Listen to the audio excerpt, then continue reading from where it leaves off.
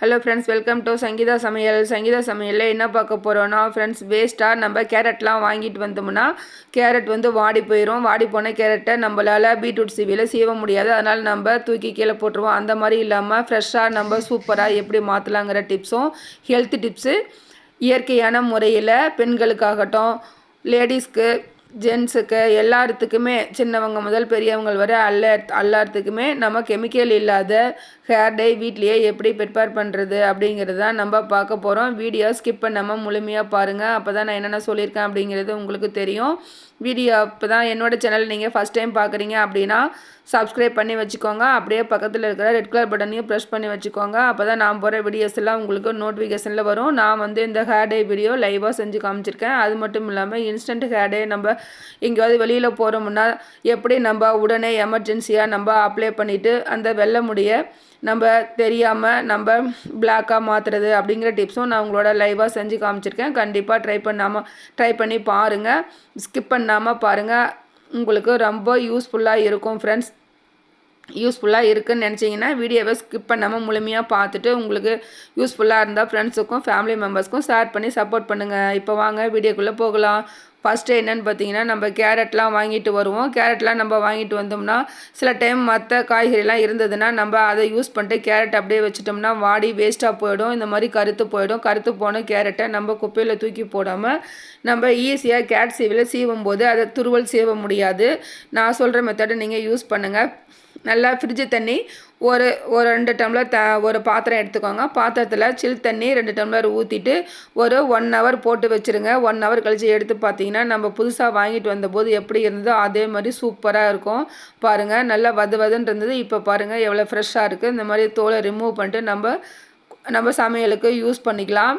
எனக்கு ரொம்ப யூஸ்ஃபுல்லாக இருந்தது. நானே ஆச்சரியப்பட்டேன். இது வேஸ்ட்டு அப்படின்னு சொல்லிட்டு தூக்கி போடலான்னு தான் நினச்சேன். சரி, நம்ம இந்த மெத்தட் யூஸ் பண்ணி பார்க்கலாம் அப்படின்ட்டு யூஸ் பண்ணேன். ரொம்ப சூப்பராக இருந்தது. நீங்களும் இந்த மாதிரி வேஸ்ட்டுன்னு எதையும் தூக்கி போடாதீங்க. மறுபடியும் இந்த மாதிரி ஃப்ரெஷ்ஷாக நம்ம புதுசாக மாற்றி நீங்கள் சமைச்சு எடுத்துக்கோங்க. நெக்ஸ்ட்டு ஒரு சூப்பரான டிப்ஸு. இது என்னன்னு பார்த்தீங்கன்னா, இது பிளாக் திராட்சை தான்.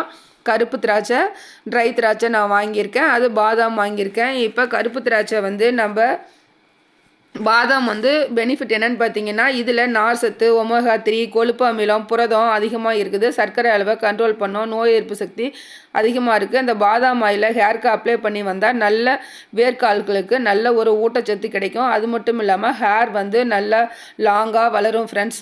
உலர் திராட்சை சாப்பிட்றதுனால என்ன பெனிஃபிட் அப்படின்னு பார்த்தீங்கன்னா, தோலுக்கு, முடிக்கு நம்மளோட ரொம்ப நல்லது. மலச்சிக்கல் பிரச்சனையை போக்கும். நரைமுடி வராமல் தடுக்கும். கண் பிரச்சனை வராது. 6 திராட்சை இரவில் ஊற வச்சு காலையில் சாப்பிட்டு வந்தீங்கன்னா ப்ரெஷரே குறையும் ஃப்ரெண்ட்ஸ். நீங்கள் ரெகுலராக நைட்டில் 6 திராட்சை ஒரு டம்ளரில் 1/2 டம்ளர் தண்ணி எடுத்துக்கோங்க. அதில் 6 திராட்சை போட்டு நீங்கள் இந்த மாதிரி காலையில் எழுந்து நீங்கள் சாப்பிட்டு அந்த தண்ணி குடிச்சு வந்தீங்கன்னா ப்ரெஷர் அளவும் குறையும். இந்த மாதிரி திராட்சை வாங்கி ரொம்ப நாளாக நீங்கள் ஸ்டோர் பண்ணி வைக்கும்போது பாக்ஸில் அது பிசுப்பாக பிடிச்சிக்கும். அந்த மாதிரி ஒன்றோடு ஒன்று ஒட்டாமல் இருக்கிறதுக்கு அரிசி மாவு 1 ஸ்பூன் ஆட் பண்ணி போட்டுருங்க.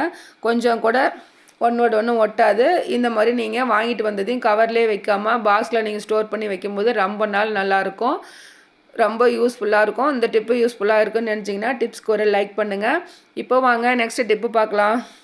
ஃப்ரெண்ட்ஸ், வாரம் ஒரு முறை இது ஒரு ஹெல்த் டிப்ஸ் தான். வாரம் ஒரு முறை நீங்கள் சுண்டைக்காய் சாப்பிட்டு வாங்க. நோய் நொடி இல்லாமல் ஆரோக்கியமாக வாழலாம். நீங்கள் இப்போ இருக்கிற காலகட்டத்தில் குழந்தைங்களுக்கு அடிக்கடி சளி பிடிக்கும். அதனால் நீங்கள் இந்த மாதிரி சுண்டைக்காய் பிரியாணி, சுண்டைக்காய் புளிக்குழம்பு, காரக்குழம்பு, தொக்கு, சட்னி இந்த மாதிரி சொல்லிகிட்டே போகலாம். பிரியாணி இந்த மாதிரி ஏகப்பட்டது செய்யலாம். இந்த சுண்டைக்காயில் குழந்தைங்களுக்கு எப்படி பிடிக்குமோ அந்த விதத்தில் நீங்கள் செஞ்சு கொடுங்க. இந்த சுண்டைக்காய் சாப்பிட்றதுனால மூச்சுக்குழல் நோய் எதுவுமே வராது. புழுக்கள் வயிற்றில் வர புழுக்கள் கூட அழிஞ்சு போயிடும். வைரஸ் தொற்று வராமல் இருக்கும். காய்ச்சல் வராது. செரிமான பிரச்சனை வராது. சளி, ஆஸ்துமா, வீசிங் இது எல்லாம் சரி பண்ணும். இதில் கால்சியம், அயன், புரதம் எல்லாம் இருக்குது. இப்படி சொல்லிக்கிட்டே போகலாம் ஃப்ரெண்ட்ஸ். இப்படிப்பட்ட இந்த சுண்டைக்காயை மிஸ் பண்ணாமல் வாரம் ஒரு முறை கண்டிப்பாக உங்கள் உணவில் சேர்த்துக்கோங்க. இந்த சுண்டைக்காயை ஃபஸ்ட்டு நீங்கள் தட்டிட்டு, இடி உரலில் தான் நான் தட்டி எடுத்துக்கிட்டேன். பாருங்கள் எவ்வளோ விதை வந்திருக்குதுன்னு. சுண்டைக்காயை தட்டிட்டு ஒரு பவுலில் நீங்கள் தண்ணி ஆட் பண்ணி நல்லா அலசிடுங்க. அலசிட்டு அதுக்கப்புறம் நீங்கள் சமையலுக்கு பயன்படுத்துங்க. சில பேர் விதையோடு யூஸ் பண்ணுவாங்க. நான் விதையை நீக்கிட்டு தான் யூஸ் பண்ணுவேன். நீங்கள் எப்படி யூஸ் பண்ணுவீங்க அப்படிங்கிறதும் சொல்லுங்கள். இந்த மாதிரி நம்ம சத்தான காய்கறிகளை குழந்தைங்களுக்கு கொடுக்கும்போது உடம்புக்கு ரொம்ப நல்லது. எந்த ஒரு பிரச்சனையும் இல்லாமல் ஆரோக்கியமாக இருக்கலாம் ஃப்ரெண்ட்ஸ். இந்த டிப்ஸும் உங்களுக்கு பிடிச்சிருக்குன்னு நம்புகிறேன். பிடிச்சிருந்தா இந்த டிப்ஸ்க்கு லைக் பண்ணி உங்கள் ஃப்ரெண்ட்ஸுக்கும் ஃபேமிலி மெம்பர்ஸ்க்கும் ஷேர் பண்ணுங்கள். அப்படியே பக்கத்தில் இருக்கிற ரெட் கலர் பட்டனையும் ப்ரெஸ் பண்ணி வச்சுக்கோங்க ஃப்ரெண்ட்ஸ். பாருங்கள், நான் க்ளீன் பண்ணி எடுத்துட்டேன். அந்த மாதிரி விதைகள்லாம் உள்ளே இருக்க விதைகளை நீக்கிட்டு, சுண்டைக்காயை என்றைக்குமே அப்படியே ட்ரையாக நீங்கள் விதையை நீக்கிட்டு ஒரு கப்பில் போடாதீங்க, கருத்து போயிடும். தண்ணியில் தான் போட்டு வைக்கணும். உப்பு கலந்த நீரிலோ இல்லை மோர் தண்ணியிலோ இல்லை வெறுமனே நார்மல் வாட்டரில் கூட நீங்கள் போட்டு வச்சுருங்க. சமைக்கிற வரைக்கும் நீங்கள் தண்ணியில் போட்டு வச்சுருங்க. அப்போ தான் கருக்காமல் அப்படியே இருக்கும்.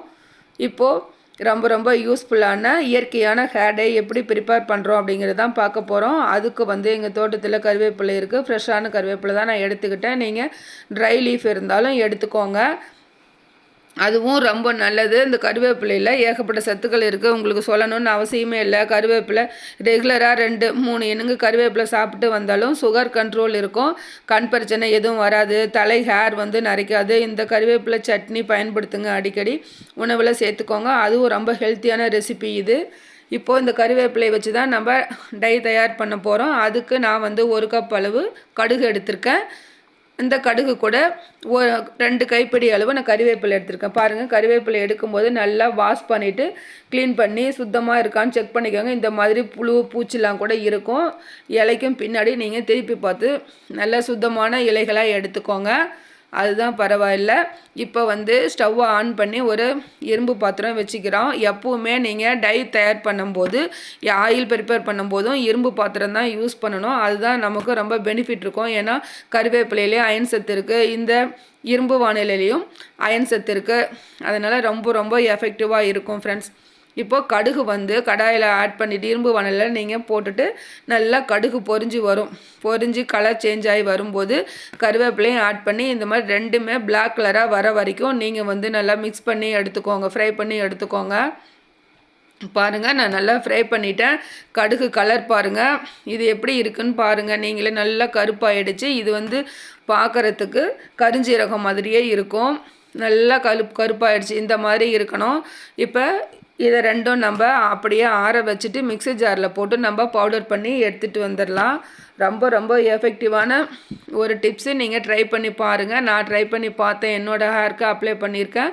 ரொம்ப நல்லா இருந்தது. இன்ஸ்டண்ட்டாக நம்ம இதை யூஸ் பண்ணிக்கலாம். நான் வந்து ஒரு 1 ஹவர் தான் நான் வச்சுருந்தேன்.